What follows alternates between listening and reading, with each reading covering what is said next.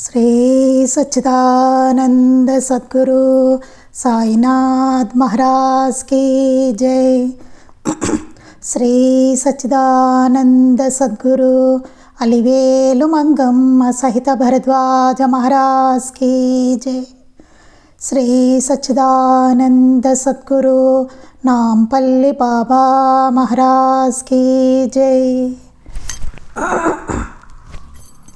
జై సాయి మాస్టర్।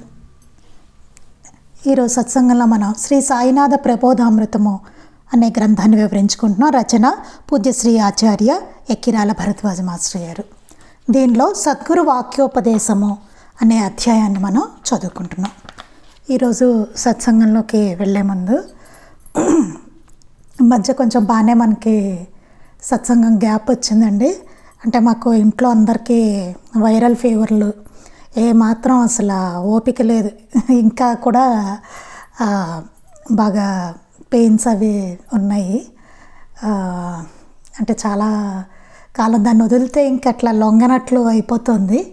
అందుకోసం ఇవాళ ఎలాగైనా సత్సంగం మొదలు పెట్టాలి అని చెప్పి ఇవాళ నుంచి మళ్ళీ కాస్త బ్యాక్ టు నార్మల్కి రావాలి అని పట్టుదలతోటి వాళ్ళ కూర్చోవడం జరిగింది। మాస్టర్ గారి దయ, వారి దయ, అది త్వరగా ఏమీ ఎక్కువ ఇబ్బంది లేకుండా, మనకి ఇబ్బంది అనిపిస్తూ ఉంటాయి కానీ ఆయన వర్షిస్తున్న కరుణ మాత్రం మనం అర్థం చేసుకొని ఎప్పటికప్పుడు ఆయనకి కృతజ్ఞత చెప్పుకుంటూ మళ్ళీ నాకు ఈ రోజున ఆయన ఇచ్చినందుకు చాలా చాలా కృతజ్ఞతలు తెలుపుకుంటున్నాను। అది మనం సత్సంగంలో ఇది సద్గురు వాక్యోపదేశం అనే అధ్యాయాన్ని మనం చెప్పుకుంటున్నాం శ్రీ సాయినాథ ప్రబోధామృతం గ్రంథం నుంచి। దీంట్లో సూక్తి ఏం చెప్పుకుంటున్నాం అంటే, నన్ను సరిగా వినియోగిస్తే నీకు చక్కగా సేవ చేస్తా అంటుంది ధనం, నన్ను సరిగా వండితే నీకు బాగా ఉపకరిస్తా అంటుంది అన్నం అనే సూక్తిని మనం వివరించుకుంటూ వస్తున్నాం అన్నమాట। దేన్నైనా సరే మనం ఎలాగ సద్వినియోగం చేసుకుంటే అది ఎలా మనకి ఉపయోగపడుతుంది అన్నది ఈ సూక్తిలో మనకి చాలా బాగా మాస్టర్ గారు వివరించడం జరిగింది। క్రితం సత్సంగంలో మనం చెప్పుకున్న దాన్ని ఒక్కసారి మళ్ళీ స్మరించుకొని మనం మిగతా దాంట్లోకి వెళ్దాం, దాని కంటిన్యూషన్ ఇది। అందుకోసం భూమి నుండి సారాన్ని, మేఘాల నుండి జలాన్ని, సూర్యుని నుండి రశ్మిని, వాయువును పొందిన ప్రతి మొక్క, వృక్షము తక్కిన జీవులకు ఏదో ఒక విధంగా ఉపకరిస్తూనే ఉన్నది। దీని గురించి మనం చాలా క్రితం సత్సంగంలో చాలా చెప్పుకున్నాం వివరణ, ఇది ఎట్లా ఒక్కొక్క జీవులు ఎలాగా ఉపయోగపడుతున్నాయి అన్న చెప్పుకొని మనం మానవులం అసలు ఎట్లా తయారవుతున్నాం అన్నదాన్ని కూడా మనం చాలా వివరంగా చెప్పుకున్నాం। భూమిని సారవంతంగా నిలుపుకోవడానికి ప్రతి మొక్క ఉపకరిస్తుందని నేటి విజ్ఞాన శాస్త్రం చెబుతుంది। మనకి నిరుపయోగంగా కనిపించే వృక్షజాలం కూడా మనం విసర్జించిన బొగ్గు పులుసు వాయువును స్వీకరించి ప్రాణవాయువుని ప్రసాదించి సూర్యుని యొక్క అధికమైన ఉష్ణాన్ని గ్రహించి మనకి సమశీతోష్ణాన్ని ప్రసాదిస్తుంది।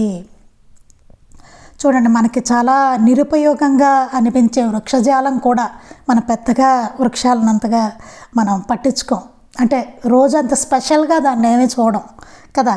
అలాంటి వృక్షజాలం కూడా అవి ఏం చేస్తున్నాయి, మనం విసర్జించిన బొగ్గు పులుసు వాయువుని స్వీకరిస్తున్నాయి। అవి మనం ఏదైతే వదిలేస్తానో కార్బన్ డైఆక్సైడ్ని, ఆ కార్బన్ డైఆక్సైడ్ని, ఆ వాయువును తీసుకుని అవి ప్రాణవాయువును మనకి ఇస్తున్నాయి, ఆక్సిజన్ని ఇస్తున్నాయి। చూడండి, అంటే మనకి ప్రాణవాయువుని ఇస్తున్నాయి, మనం వదిలేసిన దాన్ని అవి తీసుకొని। మరి ఎంత కృతజ్ఞత ఉండాలి ఆ వృక్షాల పట్ల మనకి। సూర్యుని యొక్క అధికమైన ఉష్ణాన్ని గ్రహించి మనకి సమశీతోష్ణాన్ని ప్రసాదిస్తుంది। సూర్యుడి నుంచి వచ్చే ఆ వేడిమి అసలు ఎంత వేడి ఉంటుందండి, సూర్యకిరణాలు అసలు ఆ కిరణాలట మనకి కేవలం 7 కిరణాలు భూమిని చేరుతాయటండి। అసలు మామూలుగా సూర్యకిరణాలు అన్నీ వస్తే అసలు ఆ వేడి తట్టుకోలేము, అసలు మనం ఉన్నాం, ఇదేం ఉండదు ఇక్కడ ఈ భూమి, అట్లాంటి వేడనమాట। దాని నుంచి 7 కిరణాలు, అది చూడండి అసలు ఆ బ్యాలెన్స్ చూడాలి మన ప్రకృతిలో, అంటే భగవంతుడు ఎలా ఇచ్చాడో మన భూమిని చేరడానికి 7 కిరణాలు 7 వస్తాయట, ఎంత అద్భుతమైనదో చూడండి। అందుకే నా రథం మీద, రథానికి అట్లాగా గుర్రాలు ఉంటాయి చూసారు, అలా 7 వస్తాయటండి। అలా దానిని అంటే అదే మనం తట్టుకోలేము, నిజంగా అంతా పడితే ఆ ఏడే పడినా మనం తట్టుకోలేము అసలు నిజానికి. ఆ సూర్యుని యొక్క అధికమైన ఉష్ణాన్ని గ్రహించి దాన్ని మరి ఎట్లా బ్యాలెన్స్ అవుతుంది ఆ వేడంతా అంటే ఆ ఉష్ణాన్ని గ్రహించి మనకు సమశీతోష్ణాన్ని ప్రసాదిస్తుంది ఆ వృక్షాలు. ఈ వృక్షజాలం అంతా ఏం చేస్తుంది, ఆ వేడి వస్తున్న దాన్ని అవి తీసుకొని మనకి సమంగా చక్కగా హాయిగా మన బాడీ టెంపరేచర్కి బాగుండేలాగా ఆ ఉష్ణోగ్రతను మనకి ఇస్తున్నాయి. అవి మన నుంచి ఏం ఆశించట్లే. ఒక చెంబుడు నీళ్ళు కూడా వాటికి మనం పోయడానికి బాధపడతాం కదా. ఇంకా దాని నుంచి చాలా తీసుకుంటాం మనం. చాలా చెప్పుకున్నాం క్రితం సత్సంగంలో మనం ఎట్లా ఉపయోగించుకుంటున్నాము ఈ ప్రకృతిని, కానీ మనం ఏమి ఇస్తున్నాము ఏమిటి అని. నీడను కట్టెలను ఆకులను ఇస్తాయి. మనకి ఎంతో నీడనిస్తున్నాయి అవి, కట్టెలను ఇస్తున్నాయి, ఆకులు ఇస్తున్నాయి, ఎన్నో ప్రాణులకు ఆశ్రయాలు అవుతున్నాయి. ఎన్నో ప్రాణులు, ఈ పక్షులు ఇవన్నీ కూడా చెట్లలో వాటిల్లో అలాగా ఉంటూ ఉంటాయి. అవి దాన్ని ఆశ్రయించుకుని ఉంటూ ఉంటాయి. అలా గడ్డిపోచ నుండి మహావృక్షం దాకా సూక్ష్మజీవి నుండి బృహత్తరమైన జంతుజాలం వరకు సర్వము సాటి జీవుల హితానికి ఉపకరిస్తుంటే, కానీ మనం ఏం చేస్తున్నాం కదా, అక్కడ అదే అడుగుతున్నారనమాట. ఇక్కడ ఏమవుతుంది, ఎన్నో ప్రాణులు ఇలాగ మనకి ఇలా గడ్డిపోచ నుంచి, చిన్న గడ్డిపోచ నుంచి మనకి మహావృక్షం దాకా, పెద్ద పెద్ద వృక్షాల దాకా, సూక్ష్మజీవం నుంచి చిన్న చిన్న సూక్ష్మజీవులు మనకి బ్యాక్టీరియాల వల్ల ఎన్ని ఉపయోగాలు మనకు తెలుసు కదా. ఆ బ్యాక్టీరియా దాన్ని కూడా మనం వాడుకుంటున్నాం కదా. దాని నుంచి బృహత్తరమైన జంతుజాలం వరకు, పెద్ద పెద్ద మన ఆవులు వీటి నుంచి పాలు తీసుకుంటాం, ఇంకా ఎన్నో వాటి నుంచి కదా, ఎన్నిటికీ ఉపయోగించుకుంటాం. జంతుజాలం వరకు సర్వము సాటి జీవుల హితానికే ఉపకరిస్తుంటే అవన్నీ మన హితానికే ఉపకరిస్తున్నాయి కదండి. చూడండి, మనం అసలు ఎన్నిటి మీద పొద్దున్న లేచిన దగ్గర నుంచి మనం ఎన్నిటి మీద మనం ఆధారపడుతున్నామో చూడండి. కృతజ్ఞత అట్లా తెలుపుకుంటూ ఉండాలి. ఈరోజు లేచామంటే పొద్దున్నే కృతజ్ఞత అట్లా మొదలవ్వాలి. లేచామంటే ఆ సూర్యుడు ఎట్లా ఆయన వచ్చాడు, ఆ కిరణాలన్నీ, ఆ చెట్లన్నీ అంత తీసుకుని మనకి సరిపడా దాన్ని ఇస్తుంది కదా. అదే మనకి ఇవన్నీ స్మరించుకుంటూ ఎంత అద్భుతమైన రోజు ఇది, భగవంతుడు ఈరోజు మనకిచ్చాడు అనుకుంటూ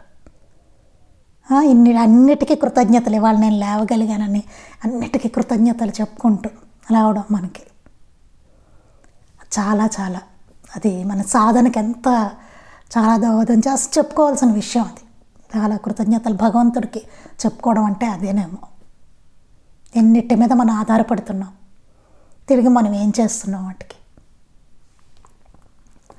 అట్టి శ్రేయస్సును నిరంతరం పొందుతూ కూడా సాటి ప్రాణులకు ఎట్టు శ్రేయస్సును చేయకుండా మనం ఏం చేస్తున్నాం, అట్టి శ్రేయస్సును అన్ని జీవుల నుంచి, అన్నిటి నుంచి మనం పొందుతున్నాం. ప్రకృతి నుంచి, జంతుజాలం నుంచి, వృక్షజాలం అన్నిటి నుంచి మనం పొందుతున్నాం. మానవుల నుంచి, మన సాటి వారి నుంచి, అంతటి నుంచి పొందుతూ సాటి ప్రాణులకి ఎట్టి శ్రేయస్సును చేయకుండా, సాటి ప్రాణులకి ఏ శ్రేయస్సు చెయ్యం మనం చేయకుండా, ప్రతిదీ మనకు ఒక్కరికి ఉపయోగించే రీతిన జరగాలని కోరినప్పుడు మనం సాటి లేని నేరస్థలం అవుతాము. అప్పుడు మనం ఏం చేస్తున్నాం ఇక్కడ, వాటికి ఏ శ్రేయస్సు చేయడం లేదు, చేయకుండా ప్రతిదీ మనకు ఒక్కరికే ఉపయోగించే రీతిన జరగాలని కోరినప్పుడు, ప్రతిదీ మనకి ఉపయోగపడే రీతిలోనే జరగాలి, అన్నీ మనకే జరగాలి బాగా, మనం ఏం చెయ్యంట. ఎలా ఉందంటే అందరూ నాకు చేయాలి, నేను ఎవరికి ఏమీ చేయను, అందరూ నాకు చేయాలి. అదేంటిది, ఊరుకుంటామా మనం? కానీ పాప అవన్నీ ఊరుకుంటున్నాయి కదా, అవన్నీ ఊరుకుంటున్నాయి కదా ప్రకృతి అంతా.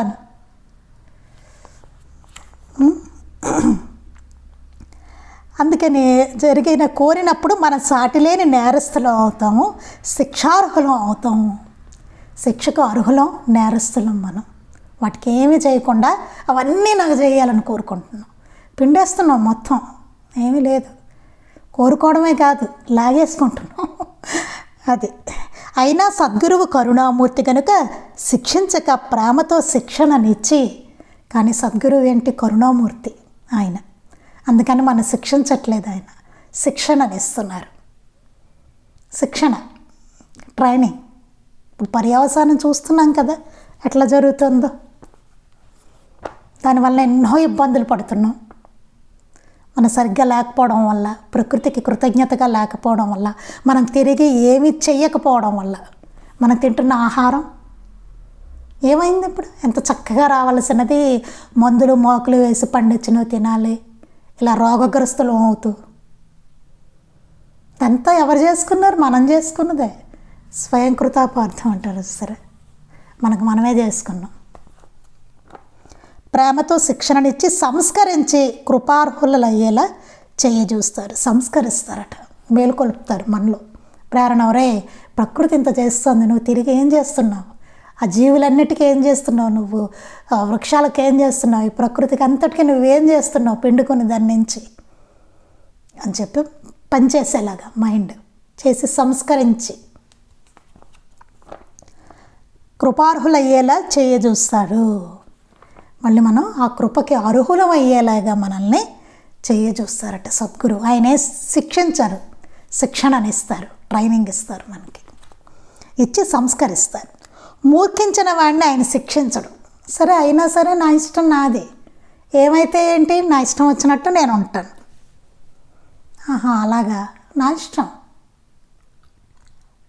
ఉంది, నేను తీసుకుంటాను. చూస్తున్నాం బయట పరిస్థితి కదా, ఏదో వీడి కోసమే ప్రకృతి అంతా ఉన్నట్టు చందాలు వేసుకుని బతుకుతున్నాం మనం. ఆ చందాలు వేసుకుని మనని బ్రతికిస్తుంది మాస్టర్ అంటారు ఒక దాంట్లో. అందుకని మూర్ఖించిన వాడిని ఆయన శిక్షించాడు, వాడి కర్మయే శిక్షిస్తుంది. అలా మూర్ఖించిన వాడికి ఏమవుతుంది? ఆయన ఏం శిక్షించడు, వాడి కర్మే వాడిని శిక్షిస్తుంది. అందుకే ఒక తాగుబోతుతో సాయి అన్నారు, నిన్ను 1-2 సార్లు హెచ్చరిస్తాను, ఆపై నువ్వు వినకుంటే నీ కర్మకు నిన్ను విడుస్తాను అని అందుకే ఆయన అన్నారు. అందుకే ఆయన ఏం చెప్పారు? ఒక తాగుబోతుతో ఏమన్నారు? నిన్ను 1-2 సార్లు హెచ్చరిస్తాను, ఆ పైన నువ్వు వినలేదనుకో నీ కర్మకి నిన్ను విడిచేస్తాను అనేసి ఆయన అన్నారు. మనకే, ఆ తాగుబోతుకు కాదండి, తాగుడనే కాదు, ఏదైనా తీసుకోండి, మన ఆయన హెచ్చరిస్తూ ఉంటారు. ఆయన ప్రతి బోధ మనకి హెచ్చరిక, అది గుర్తుపెట్టుకోవాలి. ఆ తాగుబోతును ఎలా హెచ్చరించారో అలాగే మన ప్రతి బోధతోటి, ప్రతి సూక్తితోటి, ఆయన లీలతోటి, ప్రతి సంఘటనతోటి మన జీవితంలో నేర్చుకోవాల్సింది నేర్చుకోరా, నువ్వు సంస్కరింపబడాలి, ఇది దాంట్లో ఉన్నది నేర్చుకో, నువ్వు ఇలా ఉండాలి అని చెప్తూనే మనల్ని హెచ్చరిస్తూనే ఉంటున్నారు. బాబానే అన్నారు, నిన్ను 1-2 సార్లు హెచ్చరిస్తాను, ఆపై నువ్వు వినకుంటే నీ కర్మకి నిన్ను విడుస్తాను. నువ్వు వినకపోతే నీ కర్మకే విడిచేస్తాను. వింటే ఆలోచించండి, వినకపోతే కర్మకు వదిలేస్తారు. అంటే మన కర్మ ఎట్లా ఉంటే అట్లా జరుగుతుంది, మనం చేసిన దానికి అనుభవిస్తూనే ఉంటాం. ఆయన మాట విన్నాం అనుకోండి, ఆయన మాట వింటే ఎంత బాగుంటుంది. ఆ కర్మ మనల్ని బంధించదు. ఫర్దర్గా అట్లాంటి కర్మలను మనం చేయం, ఎందుకంటే సంస్కరణ జరిగిపోయింది కాబట్టి ఆయా విషయాల్లో. అట్లీస్ట్ పూర్తిగా కాకపోయినా కొన్ని విషయాల్లో మనం ఆలోచించుకున్నాం అనుకోండి, అది. అందుకని బాబా సూక్తులు బోధ ఎందుకు ఆచరించాలంటే అది, లేకపోతే మన కర్మ ప్రకారమే జరుగుతుంది. మనం చేసుకున్న దానికి ఫలితాన్ని అనుభవిస్తూ బతుకుతూనే ఉంటాం. ఆయన చెప్పినట్టు వింటే దాని నుంచి బయటపడే మార్గం ఉంది. బయటపడిపోతాం, పట్టుకొని లాగేస్తారు ఆయన. ఎందుకంటే వినేసాం, మనకు అది ఆచరణకు వచ్చేసింది, చేస్తున్నాం ఆయన చెప్పినట్టు. అప్పుడు అదనమాట ఎందుకు చేయాలంటే అది, లేకపోతే మన కర్మ ప్రకారమే జరుగుతుంది. ప్రతిదీ మన చెడ్డ కర్మల ప్రకారమే జరుగుతుంది. ఫర్దర్గా తర్వాత కూడా అదే అట్టి కర్మలనే మనం చేస్తూనే ఉంటాం. అందుకని ఆయన అన్నారు, నేను ఎప్పుడు ఎవరిపైనా కోపించను అని. అందుకే బాబాకి ఏం కోపం ఏమి రాదండి, ఆయన ఎప్పుడు కోపించను. అందుకే బాబా అన్నారు, నేను ఎవరిపైనా కోపించను అని చెప్పారు. ఆయనకు కోపమే లేదు. గురువుకి కోపం ఏంటండి? సద్గురువుకి ఆయన కోపమే ఉండదు. కానీ కొన్ని సందర్భాల్లో చూసామంటే ఆ మనలో మార్పు తీసుకురావడానికి ఎంత అవసరమో అంతవరకే అది. ఆ తర్వాత మామూలే అది, ఎందుకంటే మనలో ఉన్నదాన్ని తొలగించడానికి ఆయన అది ఆ కోపాన్ని ఆయన చూపించేవాళ్ళు అక్కడ. అది చేస్తే కానీ వాళ్ళ మార్పు రాదు కాబట్టి. అంతే తప్ప ఆయన ఏం కోపించడం ఏం కాదు బాబా. ఒక ఆవిడకి చూడండి, అంటారు. అదేంటి ఆయన భగవంతుడు ఏమిటి ఆ ఒక ఆవిడ అన్ని తిట్లు తిడుతున్నారు ఆయన ఆ పెద్ద ఆవిడని అంటారు. అంటే నువ్వు వీళ్ళు చూసిరా ఆయన తిట్టిన తర్వాత ఆవిడ పిల్లలు కలిగారు అని చెప్తారు. ఆవిడకు ముందు పిల్లలు లేరట, పాప చెడ్డగా తిట్టారట ఆవిడని, తిట్టగానే ఆవిడ పిల్లలు పుట్టారట. చూడండి, ఆవిడకి ఇప్పుడు పిల్లలు ఉన్నారు, వెళ్ళి చూసిరా, నువ్వు దాన్ని బట్టి అనుకోవద్దు బాబా దాన్ని బట్టి ఆయన ఏదో కోపించారని అట్లా అనుకోవద్దు అని చెప్తాడు ఇంకో భక్తుడు.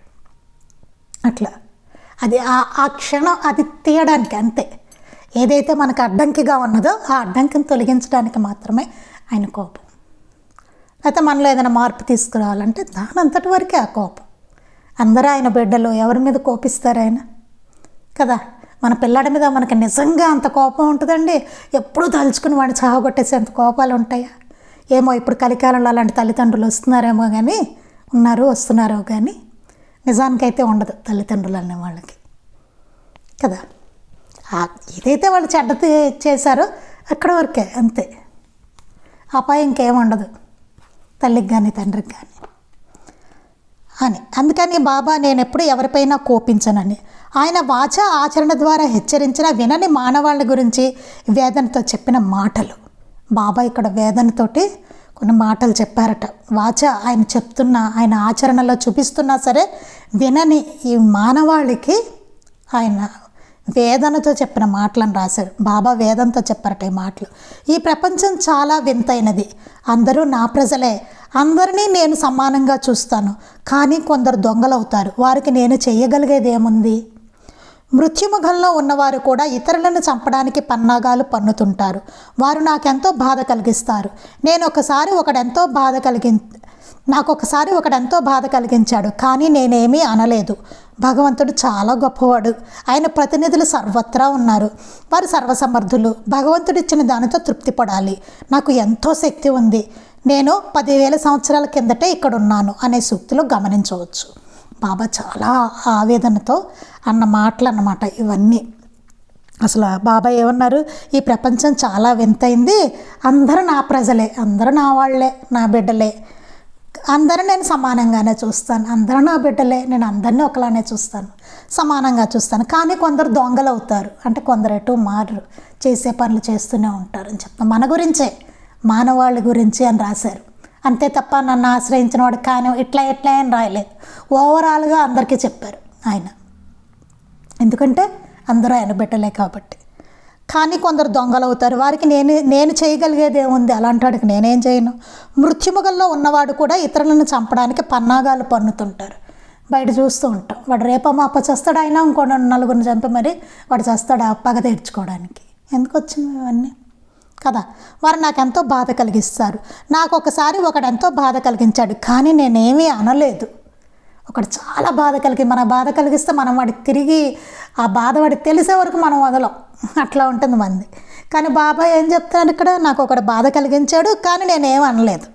భగవంతుడు చాలా గొప్పవాడు, ఆయన చాలా గొప్పవాడు భగవంతుడు. ఆయన ప్రతినిధులు సర్వత్రా ఉన్నారు, అంతే కదండి, మహనీయుల రూపంలో అంతటా చూసుకుంటే ఆయన ప్రతినిధులు అందరూ సర్వత్రా ఉన్నారు, మొత్తం ఉన్నారు, వారు సర్వసమర్థులు. ఆయన భగవంతుడు ఇచ్చిన దానితో తృప్తి పడాలి. భగవంతుడు మనకి ఏదైతే ఇచ్చాడో దాంతో మనం తృప్తిగా ఉండాలి అని చెప్తున్నారు. నాకు ఎంతో శక్తి ఉంది, నాకు శక్తి ఉంది, నేను 10,000 సంవత్సరాల క్రిందటే ఇక్కడ ఉన్నాను అనే సూక్తిలో గమనించవచ్చు. ఆయనకు అంత శక్తి ఉంది, సర్వసమర్థులు బాబా, అన్నీ చేయగలరు. అయినా సరే ఏమన్నారు, భగవంతుడు చాలా గొప్పవాడు అంటున్నారు బాబా. నేనే గొప్పవాడిని అని కూడా అనలేదు ఆయన. అక్కడ చూడండి, ఆ నమ్రత, వినయం, సద్గురువులో ఉండవలసిన లక్షణాలు. నన్ను ఒకడే చాలా బాధించాడు కానీ నేను వాళ్ళని ఏం అనలేదు అని చెప్పి మనకు చెప్తున్నా, అంటే మనం ఎలా ఉండాలో చెప్తున్నారు. వారు చెప్పిన రీతిని వివేకాన్ని వహించి ఆచరించి, బాబా చూసారు చెప్పారు, వాచ బోధించారు, దాన్ని మనం వినాలి, అలా ఉంటేనే మనకి మంచిదని చెప్తున్నారు. వివేకాన్ని వహించి ఆచరించి దాన్ని ఆచరించాలి బాబా చెప్పినట్టుగా. ఆయన కృపకు అర్హులం కాదలచక, అది ఆచరిస్తేనే ఆయన కృపకు మన అర్హులం అవుతాం. కాదలచక ఆయన కట్టి హృదయ వేదనను కలిగించే రీతిని ప్రవర్తిస్తూ, కానీ మనం ఆచరించకుండా ఏం చేస్తాము, ఆయనకి హృదయ వేదన కలిగిస్తాం అన్నమాట. ఆచరించకుండాను కలిగించే రీతిని ప్రవర్తిస్తూ, ఆయన బాధపట్టే రీతిన మనం చెడ్డగా ఉంటే ఆయన బాధపడతారు కదా. పిల్లలు సరిగ్గా లేకపోతే తల్లిదండ్రులు బాధపడరు. మరి మనకి తల్లి తండ్రి అన్నీ ఆయన భగవంతుడు కదా, ఆయన నుంచే కదా వచ్చాం, ఆయన బిడ్డలం మనం. ఆయన ఎంత బాధపడతారు మనం ఇట్లా ఉంటే. ఆయనకి హృదయ వేదనను కలిగించే రీతిని ప్రవర్తిస్తూ మనం ఆయన భక్తులమని భ్రమిస్తూ, కానీ ఏమిటి, ఈ భ్రమలోనే ఉంటాం. ఆయన ఆచరించము, ఆయన చెప్పినవేవి చెయ్యము, చేయకుండా ఆయనకి హృదయ వేదన కలిగిస్తూ ఆయన భక్తులం అనేసి మనం భ్రమిస్తూ ఒక భ్రమలో ఉంటాం. ఆయన భక్తులం అంటాం. ఆయన ఏదో దయారహితుడైన కఠినాత్ముడిగా తలిచి నిందిస్తాం. ఆయన దయారహితుడు, మన మీద ఆయనకి దయే లేదు అన్నట్టుగా కఠినాత్ముడుగా తలచి, ఆయన చాలా కఠినాత్ముడు. లేకపోతే నాకు ఎందుకు వస్తాయి ఈ కష్టాలు, ఎందుకు వచ్చాయి, మనం ఆయన చెప్పినట్టు వినలేదు కాబట్టి వచ్చాయి. ఎందుకు వచ్చాయంటే అందుకోసమే. అసలు ఎక్కడ కృతజ్ఞత అనేది మనలో ఉంటే కదా. అది దయారహితుడైన కఠినాత్ముడిగా తలచి నిందిస్తాం, ఆయన నిందిస్తాం కూడా, ఒలుగుతాం, ఆయన మీద ఒలుగుతాం కూడానండి కదా. ఆయనను సేవించడం మాని ఆయనను సాధించాలని చూస్తాం. ఇది కూడా ఉంటుందండి. ఆయన సేవించడం మానేస్తాం. బాబా పట్టం పక్కకి వెళ్ళిపోతే ఇంకా పారాయణ ఉండదు, ఇంకోటి ఉండదు, సత్సంగం ఉండదు, ఏమీ ఉండవు. అలుగుతాం ఆయన మీద, ఇవన్నీ చేశాను ఏమైంది. అదే ఎన్నిసార్లు పారాయణ చేయాలి, ఎప్పటి నుంచో చేస్తున్నాను, అయినా నాకు ఇలాగే ఉంది, ఏమీ మారలే నా పరిస్థితి. అలుగుతాం ఆయన మీద. ఆయన్ని సేవించడం మానేయడం కూడా ఉంటుంది. ఆయనను సాధించాలని చూస్తాం. ఆయన సేవించడం మానేసి ఆయన సాధిద్దామని. ఎవరు నష్టపోతుంది? మనమే కదా. పారాయణ చేస్తే ఎవరికంటే మనకే, సత్సంగానికి వెళ్తే ఎవరికంటే మనకే, మన కోసమే కదా, మనం బాగుపడితేనే కదా. కానీ ఆయనకి హృదయ వేదన కలిగిస్తూ ఉంటాం, ఆయన్నే సాధిస్తూ ఉంటాం. పిల్లలు చూడండి, వద్దంటుంటే మనం సాధిస్తున్నాం అనుకుంటారు వాళ్ళు, మనం ఏదో చేస్తున్నాం. ఆ పిల్లలకి అట్లా అనిపిస్తుంటుంది, అబ్బో నాన్న ఎప్పుడూ నాకు చిరాకు, అమ్మ ఎప్పుడు చిరాకు, ఏదో చెప్తూనే ఉంటుంది మంచి మాటలు, నచ్చదు వాళ్ళకి. రోజు ఏమిటి గోల కదా, మనకేమిటో రోజు బోధ బాబా బోధ రోజు. ఎక్కడ మారితే కదా మనం మారాలనే ఆ తండ్రి ఆశిస్తుంటే. అది సేవించడం మాని ఆయన్ని సాధించాలని చూస్తాం. చెరువు మీద అలిగి స్నానపానాలు మానుకున్నట్లు. చెరువు మీద అలకొచ్చి ఎవడో స్నానపానాలు మానుకున్నట్టు. ఎవడికన్నా నష్టం వాడికే కదా, స్నానం చేయకపోతే వాడికే వాసన. చెరువు మీద అలిగి వాడు స్నానం మానుకున్నట్టు. ఆ చెరువుకేంటి, చెరువు హాయిగానే ఉంటుంది.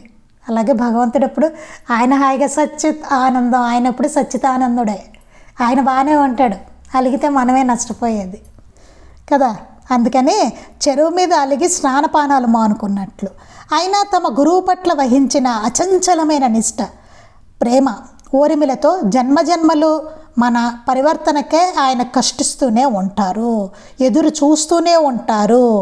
ఆయన దయారహితుడో మనం దయారహితులమో మనమే యోచించుకోవాలి.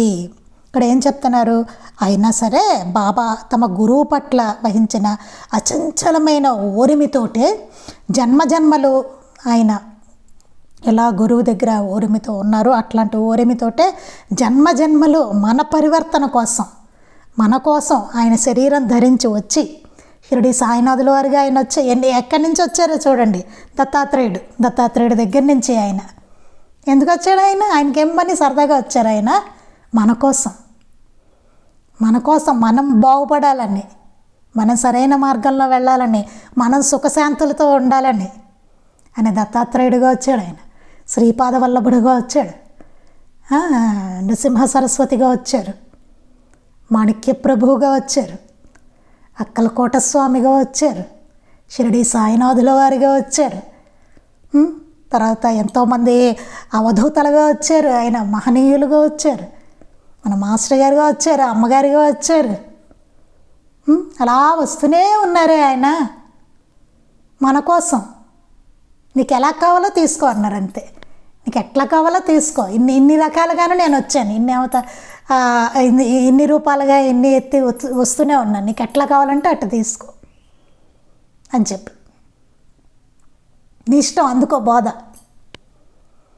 ఏది పెట్టుకుంటావో పెట్టుకో, నీ ఇష్టం, నీకు నేను నచ్చిన రూపం పెట్టుకో, నేనే దత్తాత్రేయుని వచ్చాను, నీ ఇష్టం, నువ్వు ఫాలో అవ్వు, బాగుపడతావు.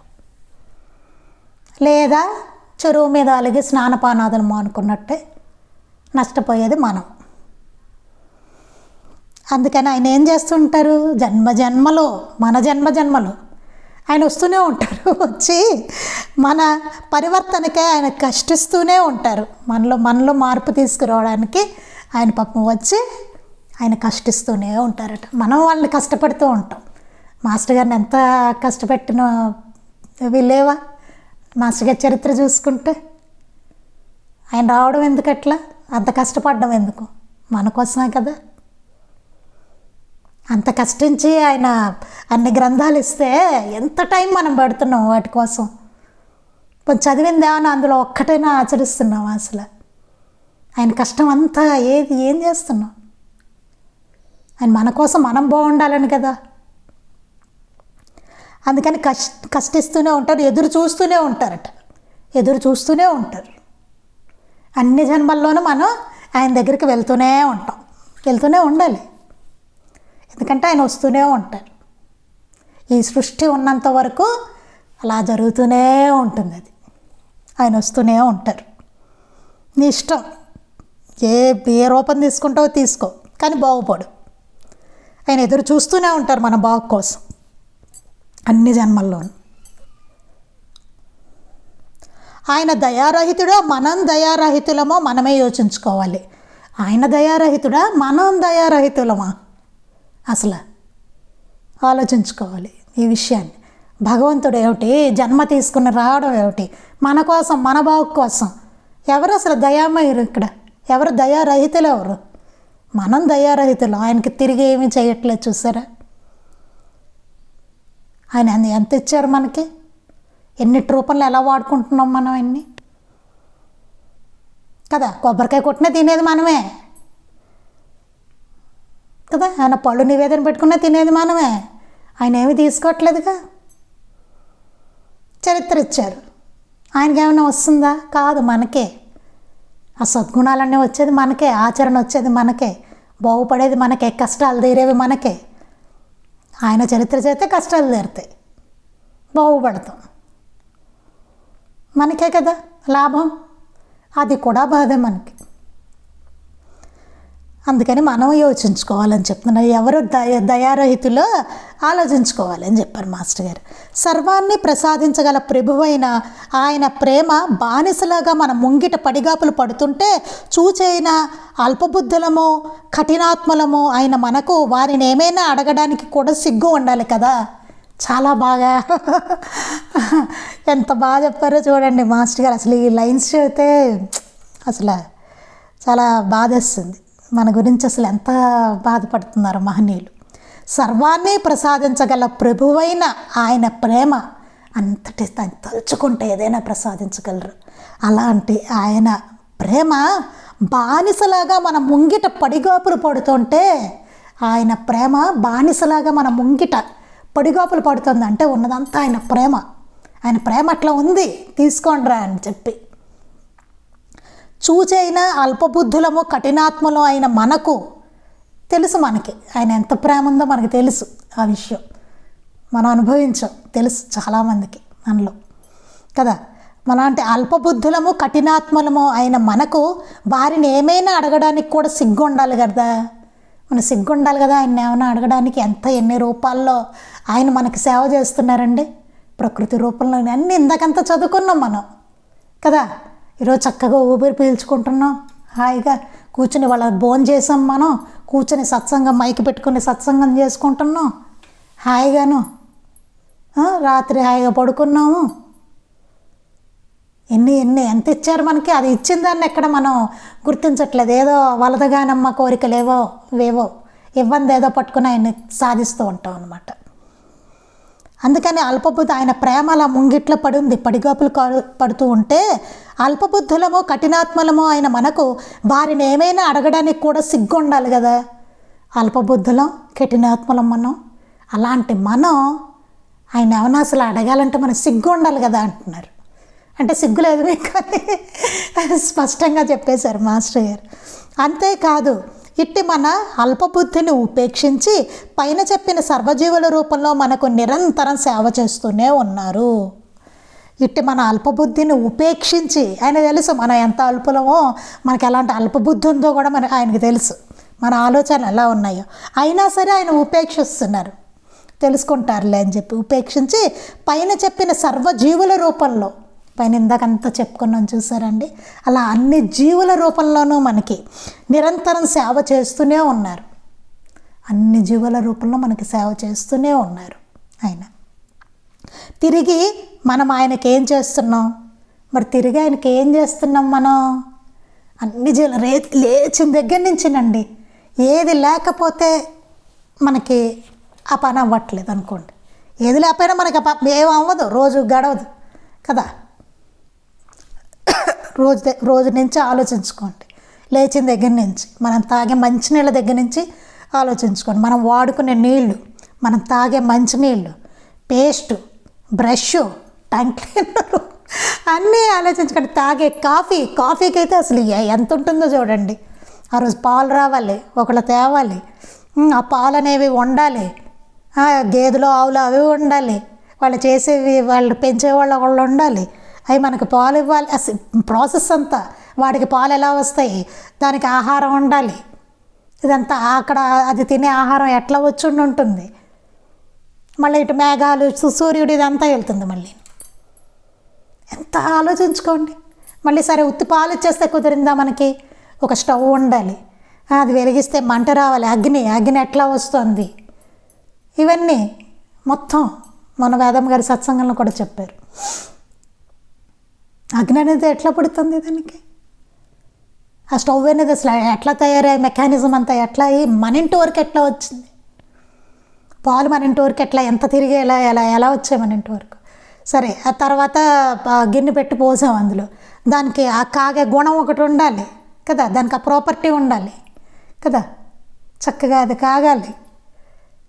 దాన్ని అలాగ తాగేస్తామా? లేదు, దాంట్లో మళ్ళీ కాఫీ పొడి, ఈ కాఫీ గింజలు ఎట్లా వచ్చాయి ఆలోచించండి. మళ్ళీ దాంట్లో పంచదార, ఎంత లేలా, అసలు ఎంత జరుగుతుంది ఆయన, ఎన్ని రకాలుగా, ఎన్ని జీవులు, ఎన్ని రూపాల్లోనూ, ఎన్ని వస్తుజాలాల్లోనూ, ఎంతటి రూపంలో ఆయన మనకి సేవ చేసుకుంటున్నారు. ఎంతసేపు మనం డబ్బు పడేసామనే ఆలోచిస్తాం, అంతే. ఒక కాఫీ ప్యాకెట్ తెచ్చాం, పాల ప్యాకెట్ తీసుకొచ్చామని డబ్బుల గురించి ఆలోచిస్తాం. నేను 50 రూపాయలు కాదు ఇచ్చాను, వాడు పాల ప్యాకెట్ ఇచ్చాడు. ఫ్యూచర్లో పిల్లలు అలాగే చెప్తారటండి. అనంతకృష్ణ మాస్టర్ గారు, ఈకే గారి పుత్రులు చెప్తూ ఉంటారు, అరే పాలు ఎలా వస్తారంటే పాలు ప్యాకెట్లో వచ్చును అని చెప్తారట స్కూల్ పిల్లలు అడిగితే.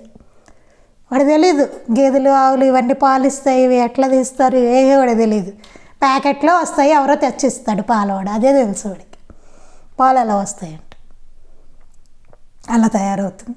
మనం కూడా ఒకసారి ప్రాసెస్ అంతా పిల్లలకి చెప్పినట్టే మనము చూసుకుంటే అప్పుడు కృతజ్ఞత వస్తుంది అనమాట. ఇప్పుడు సాయంత్రం తాగే కాఫీ పట్ల కృతజ్ఞతతో అవుదాం మనం, అలవరుచుకోవాలి ఇవన్నీ.